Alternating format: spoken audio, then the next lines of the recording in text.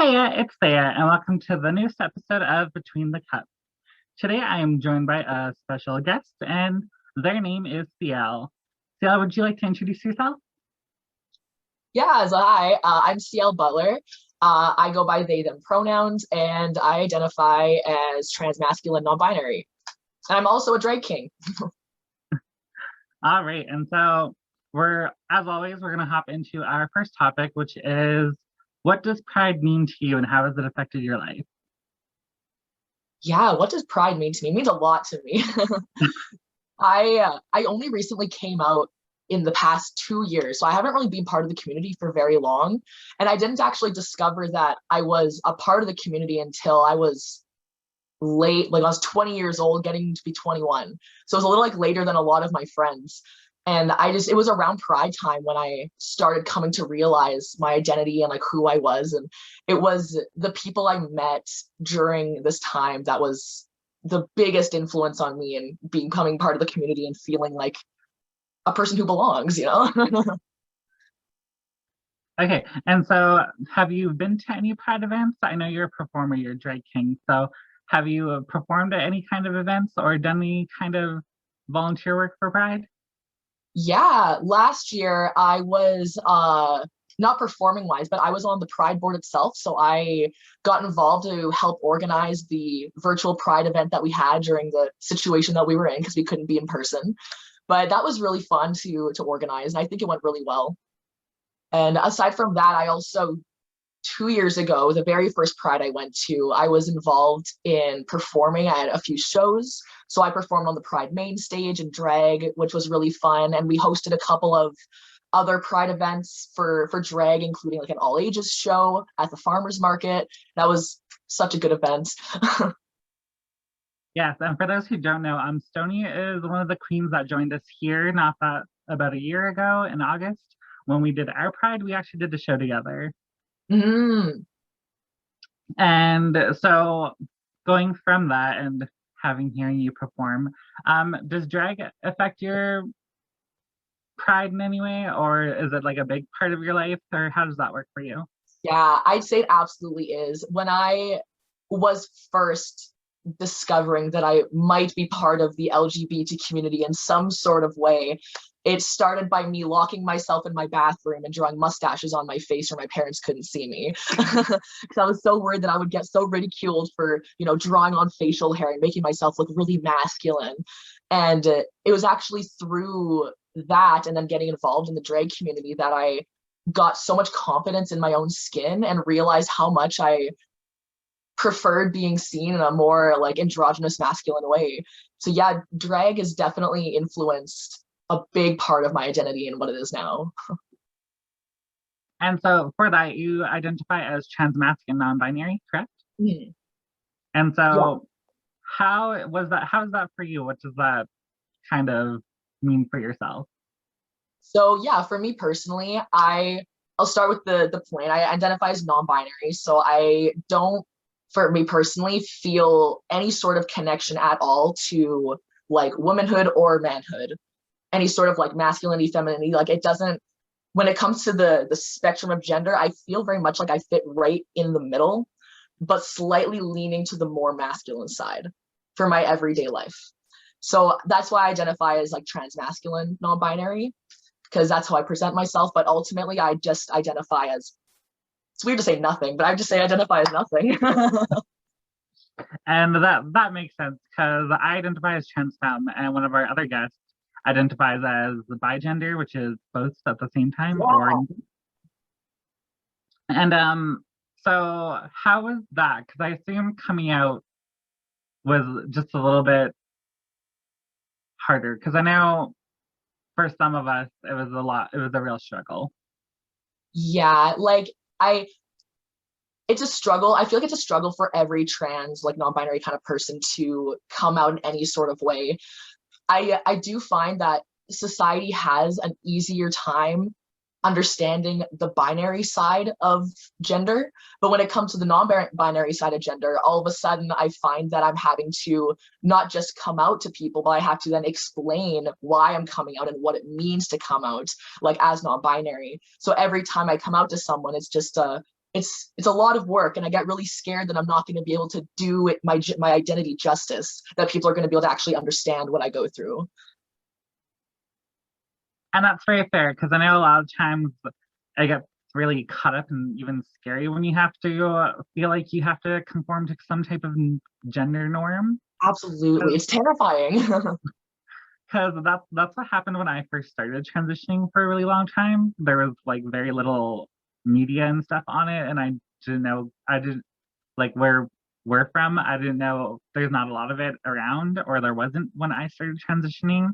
Yeah. And it was incredibly scary because when I first started transitioning, before I met all of my wonderful friends in the circle I'm with now, I used to think that like I had to be strictly to the feminine binary, Mm-hmm. and to the point where like there was a sense of internalized transphobia, and that like freaked me. Like we're still trying to get over it. We're not fully over it. Trying our Oh, hardest. I Does that relate to that. Oh. do you? Can you share a little bit about that with Yeah. us? So like the second you mentioned internalized transphobia, I'm like, that was so much of the beginning of my coming to terms with myself. I too could not find any like much non-binary representation that was like me or like anything. So I really didn't know if I was valid at all, like if my identity was a thing. And the problem was I would follow a lot of social media influencers who also didn't understand what non-binary was and would tend to bash it, would ridicule it, calling it like not real, completely fake, just a bunch of trenders, a bunch of people just doing it for attention. And I truly believed that I was one of those people. And I was like, oh no, I don't know what to do with my life now because I'm struggling, but I'm also completely not valid. What do I do with my life? Thankfully, I got away from that. And it's the internalized transphobia definitely still exists, but it's getting better as I become more comfortable in my own skin, for sure. Yeah, no, that's super valid, because that's especially hearing you describe it, it's like extremely more clear. That's like almost exactly how I felt too. Especially like especially since the only media is that like at the time was the kind of make fun of them sitcom Family Guy Exactly. moments for trans characters, and it makes it so it's even scarier to try figure that part out. And it made me scared to tell people about it because I thought that they were just gonna, go straight to social media and be like, "Oh, you're one of those people. I get it. Oh, I see," and then ridicule me for it. Like, That's always a fear, especially like meeting new people. So like I'm very out now and I'm very proud of it. So it's one of the first things I tell people, because I'm something that I've learned to love about myself. But speaking about that, how is coming out for you? Was there any struggles, or I feel like I feel very blessed in that my immediate family, so like my parents and my siblings, they had like a few questions, didn't quite understand it at first, but ultimately they're fully supportive. And I know not everyone gets that opportunity, so I feel very blessed that I have my immediate family like that. But I know that with extended family, I still have not come out to a lot of them yet because I am a little more afraid, considering their backgrounds being a lot more religious based and a lot more conservative based. I just have more apprehension to know what will happen to my life once that gets out there. But aside from them, I feel like I still struggle the most just with my own impressions of myself, like the coming out to myself. As much as I've been out for like 2 years, I still struggle thinking like, am I valid? Am I sure I'm valid? And I know I should be, but it's a struggle. yeah, the validation for me was part of my what hit me positively, because it didn't hit me for myself until I did drag for the first time, because Mhm. it was a night of complete gender euphoria for me. Um, Absolutely, I feel that. and so was it a gradual change over time, or how did you realize your own identity? Yeah, it definitely started. The questioning started when I started doing the makeup in my bathroom because I'd never actually done makeup before. I never wore makeup because wasn't comfortable with it. But then I started experimenting with that, and that was a big indicator that I was like, oh, I really love mustaches. I should think about this for a minute. And then, yeah, going out in drag and having people, like, nobody would call me they, them pronouns because I still wasn't sure about my identity. So I would use he, him pronouns in drag, which I still do. And the amount of euphoria I felt just hearing people call me he and like seeing people like think that I'm, you know, a different gender than what I'm presenting as. And it's just so, so euphoric. Absolutely. All right, and so I'm quite curious. So what would you say hit you in a very positive and a very negative way, mental health wise, during your journey here? Oh my goodness. So like with my coming to terms with my identity and like my transition, like just like the most positive, most negative kind of things with mental health. That's what you mean? Yeah, yeah. Um, I would definitely say the most positive outcome has been all of the absolute outpouring of support I've found in people. I didn't have like a community before I entered the LGBTQ plus community.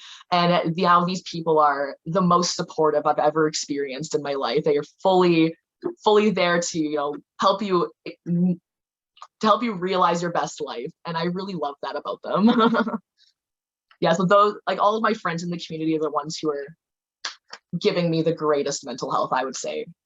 Yeah, unfortunately, probably like the worst mental health stuff was I do deal with uh quite a few mental health issues, including bipolar disorder. And being bipolar is pretty tough for accepting yourself and loving yourself a lot, especially when you get into those extreme lows where nothing really matters at all. So those are definitely the toughest times, but as long as I have the people around me in the community, it'll be okay. And so earlier, before the interview started, you mentioned being on the ACE spectrum. Can you elaborate on that? Yeah, so this is a newer realization I've come to with my own self and who I am. I never realized that I was part of the ACE community until I met people that aren't in the ACE community and realizing just how different our experiences were and our experiences of like romantic attraction and sexual attraction. So I've come to realize that I identify as both demisexual as well as demi-romantic. And what that means for me is I'm incapable of experiencing attraction towards like anybody unless I've become really, really good friends with them and I know them to a super deep level. And only then is like maybe even a sense of attraction able to come, whether that be appearance or emotional. And I didn't really know that that was different before, but then I learned that there's a lot of different things going on with people. And Yeah, I find that even a lot of people in the community, when they learn the different kind of spectrums, not they're not all very specific things, it kind of gets interesting and they lead to a lot of very interesting conversations. mm-hmm. I know, especially when it came to the ACE spectrum, because that was new for me about like a year ago. That's when I met most of my ACE friends. Yeah. And that was always a really fun and enlightening conversation. And so, have you had that conversation with a bunch of people, or even just anyone you're close to? And how's that been? Yeah, like I recently discovered that one of my best friends is also on the ACE spectrum, and we discovered it by talking to each other about how we're like, I don't understand how people can think other people are cute. That makes no sense at all. Like that makes no sense. And then our other friend was like, I don't know what you guys mean. Like I think everyone's hot. That makes no sense to me. So that was like a big whirl in our brains there. Yeah, I definitely like to meet more members of the ACE spectrum community because I feel like I don't know enough and I feel like I want to meet more people like myself. So I feel less isolated at times. Because sometimes like as a member of the ACE community, I do feel like something is a little bit wrong. And it shouldn't be that way. But when people are like, oh, like what do you mean you don't have like crushes on people? What do you mean you don't like to sleep around with people? Like you're not comfortable with that. I feel like I'm missing out on something that I feel like I should be in, even though I don't want to be involved in it. You feel that makes sense? It makes perfect sense because I find that the viewpoint of love is really obscure. And Mm-hmm. so a lot of people think it's because it when it boils down to it, love is a really lovely feeling and everything. But ultimately, love is a complete and total choice, and it's different for every single person, and it affects every single person differently. And so obviously there's attraction and different types of attraction, and it's just completely different for each individual person. And so I find that when you come to people who don't feel attraction the same way as everyone else, that's when it gets really weird. Because yeah, the only reason why I met someone who was ace last year was because I was really close friends with them, and they came out as ace and got almost chased off of Instagram for it for a little while, and it was actually really kind of scary to Yeah, like there's a lot of it. stigma. Because of course, Pride was a protest for sexuality and all of that, but especially since Ace is now a part of the Alphabet Mafia there, and also needs to be represented at Pride and Pride events, and Mhm. of course, LGBTQ plus youth is now more of a positive thing because, of course, the community is more out there, it's more seen, so younger people are also able to express themselves in that way. Mhm. And so, of course, with Pride changing, there's fights almost every single Pride now. I've noticed that a lot online lately. Um, but so I find, especially since Ace is, I don't want to say newer because I'm sure it's been around for an extremely long time. But just because it's being represented more, I find it's getting a little more flack than it should be getting.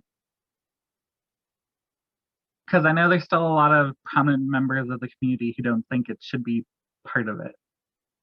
Yeah, that's for sure. There's so much stigma about it in the community, and it's unfortunate because it's like every type of sexuality should be represented as well as the lack of.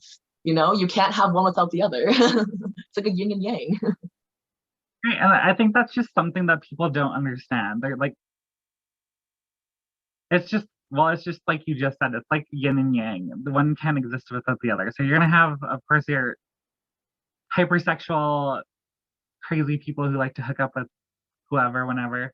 And then, of course, you're gonna have your people who just like don't enjoy the same experience. Yeah, and then things like all in between, right? Exactly. Everything's on a type of spectrum. And I think the idea of spectrums is still pretty new because, yeah, of course, almost every interview now we've talked about our own internalized phobias, which was an original topic.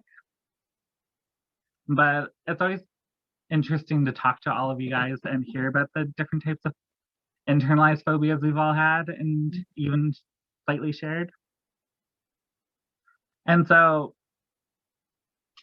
it's something else that you mentioned before that's also a topic we have here. How has your journey with self-love been? Has it been better now that you've been dabbling with your own identity, or is it still kind Yeah. of a struggle? Yeah, so like for speaking for me and me only personally, I feel like my journey towards regaining a sense of self-love after coming out started when I started like medically transitioning. And that was just for me personally because I had so much dysphoria. It was just my life was just completely surrounded by it all days, all of my life.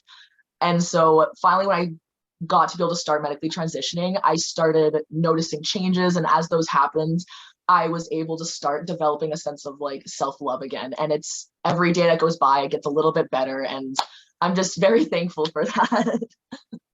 That's super nice to hear. That's how mine was too at the start of it, noticing all the changes.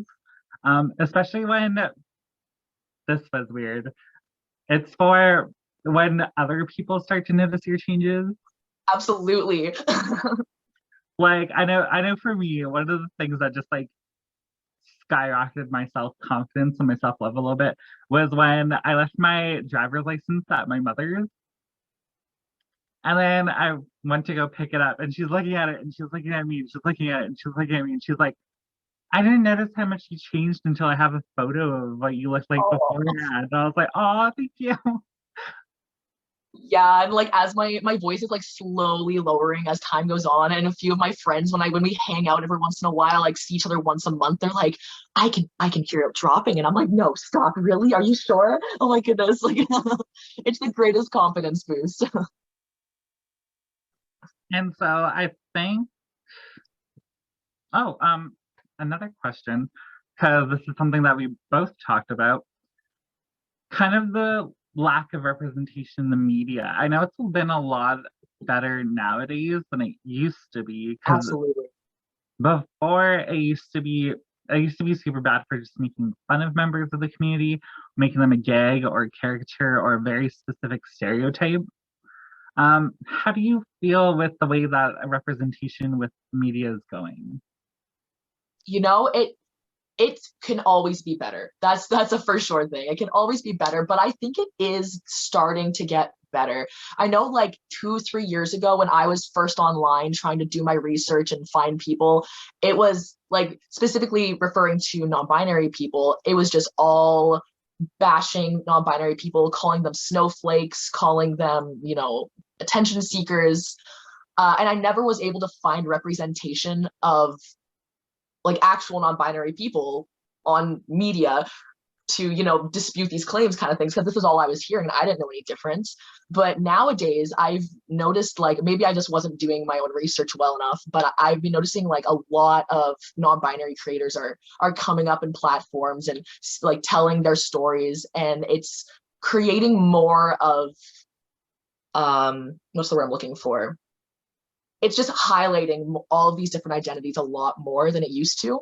And I feel like because these people are actually going out and like telling their stories and their struggles, people outside of the community are able to get a more inside glance, like, oh, maybe this isn't as much of a joke as I thought it was, which I think is progress. That's fair, and that is super true. I have to agree with that a lot, because I know I was in the exact same boat when I tried to do my own research, and then you only find like really outdated Wikipedia pages on Yeah. it that like really only speak of like medically transitioning and what that's like, or what the surgeries are kind of like. But even that was really bad information at the time, because this was almost like 10. No, this is only like 5 years ago. What am I talking about? 7. But even just that short amount of time, the five between 5 and 7 years that I've been transitioning, have a lot more information and stuff has changed, which is Mm-hmm. a lot better. Because yeah, when I first started transitioning, there was like zero info except for like really medical stuff. And even like you said, even coming across creators was incredibly difficult. And the only creators I could find at the time were creators that I didn't fully agree with their viewpoints on it, I'm because fully they're with you very there. because they're very on the medical side of transitioning. I'm fully with you. I think I know who you're talking about as well. I know. I feel you. And so, yeah, and I know that especially since that was all I had at the time, that's what led to a lot of my own internalized transphobia, which was the time to get rid of and still is the time to get rid of. Yeah. No, I'm in the exact same position. Those creators that I used to watch turned me into firmly believing that people on the non-binary spectrum, like community, were all of those bad things that they called them. Because that's the only type of like representation I ever saw. I was just the negative side of all these people. I never saw who they actually were. And of course, I probably didn't care to do the research at the time either. No, I feel that. That's definitely where I was too. Mm-hmm. And so, with that, I think we've touched on all the topics that we have. This was a very lovely interview. I loved hearing about it. I love getting to know you a little bit better. Is there anything lastly that you would like to touch on? Ah, just on like different topics or Yeah, any type of topic or anything that you think of bringing up here before we officially say our goodbyes? oh my gosh, am I allowed to plug something? Yeah, for sure. Okay, cool. Well, I will let everyone know that right now the YXE Drag Collective, it's a local organization run out of Saskatoon. We're putting on a cross-province tour all throughout the summer. You can check it out at yxedragcollective.com and or on Facebook. We are at the YXE Drag Collective. You can check out all of the tour stops. And yeah, money at each stop is going towards their own local pride charities, which is super cool. And it's just a really fun event that you can come out and, go to a real in-person drag show again. All right, so with that, I'm also going to go back to you really quick to see if you wanted to plug any of your social medias, say goodbye, anything like that. So giving the mic back to you once more. Yeah, so you can catch me on Instagram at stony.mac. That's stony.mac. Follow me. I do a lot of drag and a lot of art. It's really fun. And so, Ciel, I would love to thank you for stopping by. I really love this conversation. I loved having this conversation with you. And to my honored guests, those of you that have stayed for the entire interview, those of you who haven't, those of you who just clicked on the video and left right away, anyone really, thank you for coming. Thank you for stopping by. And I really hope that you enjoyed your cup with us today. Pinkies up. Have a great day.